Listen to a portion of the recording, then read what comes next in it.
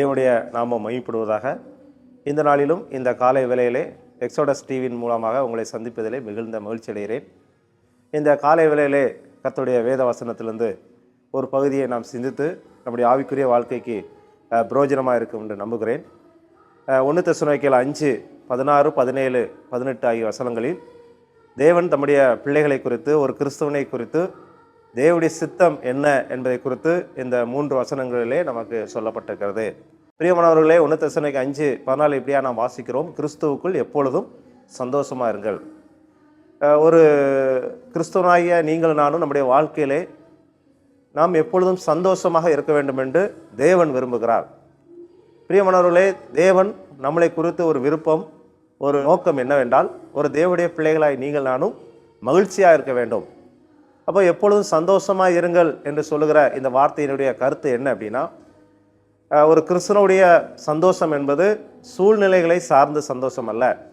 ஒரு கிறிஸ்தவனுடைய சந்தோஷம் என்பது சூழ்நிலைகளை சார்ந்து இருக்கிற சந்தோஷம் அல்ல. பிரியமானவர்களே, உதாரணத்துக்காக நம்ம விரும்பியபடியெல்லாம் நமக்கு கிடைத்தால் மகிழ்ச்சி. இது சூழ்நிலைகளை சார்ந்து வாழுகிற ஒரு சந்தோஷம். உதாரணத்துக்கு, இப்போ நான் நினச்ச மாதிரி எனக்கு நான் பாஸ் பண்ணிட்டேன் அப்படின்னா எனக்கு சந்தோஷம். நான் நினச்ச மாதிரி எனக்கு ஒரு வேலை கிடச்சிச்சு அப்படின்னா அது ஒரு சந்தோஷம். எனக்கு நினச்ச மாதிரி வாழ்க்கையில் எனக்கு ஒரு துணை கிடச்சிச்சுன்னா ஒரு சந்தோஷம். இது மற்ற உலக மக்கள் எதிர்பார்க்குற ஒரு சந்தோஷம். ஆனால் கிறிஸ்தனுடைய சந்தோஷம் என்பது எப்பொழுதும் சந்தோஷமாக இருக்குன்னு சொல்லும் பொழுது, ஒரு கிறிஸ்தனுடைய சந்தோஷம் என்பது சூழ்நிலைகளை சார்ந்து இருக்கக்கூடிய ஒரு சந்தோஷம் அல்ல. ஒரு கிறிஸ்தவனுடைய வாழ்க்கை என்பது எந்த ஒரு சூழ்நிலையிலும், சூழ்நிலைகள் சாதகமாக இருந்தாலும் சாதகம் இல்லாவிட்டாலும் எப்பொழுதும் கிறிஸ்துவுக்குள்ளாக ஒரு கிறிஸ்தவன் மகிழ்ச்சியாக இருக்க வேண்டும். இந்த சந்தோஷத்தான் அப்போஸ்தலனாகிய பவுல் தெசலோனிக்கேய சபையை பார்த்து சொல்கிறார்: எப்பொழுதும் சந்தோஷமாக இருங்கள். நீங்களும் நானும் எப்பொழுதும் சந்தோஷமாக இருக்க வேண்டும் என்று நம்முடைய பிதாவாகிய தேவன் விரும்புகிறார். அல்ல, அந்த வாழ்கிற அந்த ஒரு வாழ்க்கையிலே நாம் எப்பொழுதும் ஒரு கிறிஸ்துவ வாழ்க்கைக்குள் எப்பொழுதும் சந்தோஷமாக இருப்பதற்கு நாம் தேவனுடைய உதவியை நாம் நாட வேண்டும். இப்போ பிலிப்பியர் 4:4 வாசிக்கிறோம்: கர்த்தருக்குள் எப்பொழுதும் சந்தோஷமாக இருங்க என்று வேதவசனம் சொல்லுகிறது. அப்போது நீங்களும் நானும் நம்முடைய வாழ்க்கையிலே எப்பொழுதும் ஒரு கிறிஸ்தவ வாழ்க்கையிலே சந்தோஷமாக இருப்பதற்கு, தேவனுடைய கிருபையை நாடுவதற்கு தேவன் நமக்கு உதவி செய்வாராக. 2வதாக, இடைவிடாமல் ஜெபம் பண்ணுங்கள். கீழே வாசிக்கிறோம்: தேவனுடைய சித்தம் அப்படின்னு சொல்லும் பொழுது இடைவிடாமல் ஜெபம் பண்ணுங்கள்.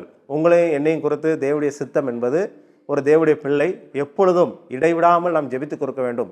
இடைவிடாங்கள் என்று சொல்லும் பொழுது நம்முடைய மனம் எப்பொழுதும் ஜெப சிந்தையிலே நமக்கு இருக்க வேண்டும். தேவன் அதை விரும்புகிறார்.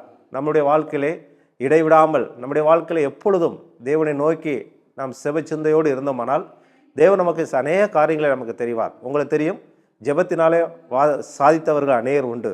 இன்றைக்கு நீங்கள் நானும் இடைவிடாமல் தேவனோடு கூட, ஜெபத்தோடு கூட நாம் தொடர்பில் இருக்க வேண்டும் என்று தேவன் விரும்புகிறார். இது தேவனுடைய சித்தமாக இருக்கிறது. பிரியமானவரே, நம்முடைய வாழ்க்கையை குறித்து தேவனுடைய சித்தத்தை நாம் நிறைவேற்றுகிறோமா? இன்றைக்கி நம்முடைய தேவனோடு எப்பொழுதும் அந்த ஜெபத்தின் மூலமாய் அவரோடு கூட நாம் பேசி கொண்டு இருக்கிறோமா? பிரியமான நம்முடைய வாழ்க்கையிலே நமக்கும் தேவனுக்கு இருக்கிற அந்த ஜெப உறவு எப்படி இருக்கிறது? இன்றைக்கு அநேக நாம் தோல்விகளுக்கு காரணம் நம்முடைய ஜெப குறைவு தான். பிரியமான, இன்னும் அதிகமாய் நாம் ஜெபித்து தேவனுடைய காரியங்களை நாம் பெற்றுக்கொண்டு நம்முடைய வாழ்க்கையில் இன்னும் அதிகமாய் என்ன செய்ய வேண்டும்? தேவனோடு கூட நெருங்கி நாம் ஜீவனம் பண்ண வேண்டும். எரேமியா 33:3 நாம் வாசிக்கிறோம்: என்னை நோக்கி கூப்பிடு, நீ அறியாததும் எட்டாவதுமான பெரிய காரியங்களை உனக்கு அறிவிப்பேன் என்று சொல்கிறார். பிரியமானவரே, நமக்கு தேவன் நம்முடைய வாழ்க்கையிலே கிரேட் திங்ஸு, பெரிய காரியங்களை நம்ம செய்யணும் அப்படின்னா நாம் ஜெபிக்க வேண்டும். அப்போ எப்பொழுதும் ஜெபம் பண்ணுங்கள் என்று சொல்லும் பொழுது, ஒரு தேவனுடைய சித்தத்தை குறித்து தேவன் நம்மகிட்ட என்ன விரும்புகிறார் என்றால், தேவனுடைய பிள்ளைகளாய் நீங்கள் நானும் எப்பொழுதும் அவரை குறித்து நாம் ஜெபித்து கொண்டே இருக்க வேண்டும் என்று வேதவசனம் சொல்கிறது. 3வது என்ன வாசிக்கிறோம்? எல்லாவற்றிலும் ஸ்தோத்திரம் செய்யுங்கள், அப்படி செய்வதே கிறிஸ்து இயேசுவுக்குள் உங்களை குறித்து தேவனுடைய சித்தமாக இருக்குன்னு வாசிக்கிறோம். அப்போ எல்லாவற்றிலும் ஸ்தோத்திரம் செய்யுங்கள் அப்படின்னா என்ன அர்த்தம்? தேவன் நமக்கு வாழ்க்கையில் கொடுத்துருக்கிற எல்லாவற்றிலும், நமக்கு கொடுத்துருக்கிற வீடு, மனைவி, பிள்ளைகள், வேலைகள், படிப்புகள், எல்லாவற்றிலும் ஒரு கிறிஸ்தவன் எப்பொழுதும் தேவனுக்கு நன்றி செலுத்தக்கூடியவராக காண வேண்டும். இன்றைக்கு இருக்கிற நாட்களே மனிதன், புதிய ஏற்பாட்டு இடத்துல வாசிக்கிறோம், நன்றி அறிதல் இல்லாதவர்களா என்று சொல்லப்பட்டிருக்கிறது.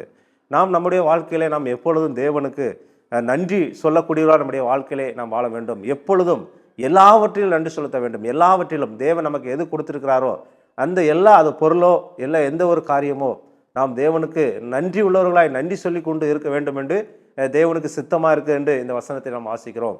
பிரியமானவர்களே, இந்த காலை வேளையிலே நம்முடைய வாழ்க்கையை குறித்து நாம் சிந்தித்து பார்ப்போம். நாம் தேவனுக்கு உண்மையிலே நன்றி செலுத்துகிறோமா? தேவன் நமக்கு கொடுக்கப்பட்டு நாம் நன்றி செலுத்துகிறோமா? நன்றி சொல்வதற்கு அநேக காரியங்களை தேவன் நம்முடைய வாழ்க்கையில் வைத்திருக்கிறார்.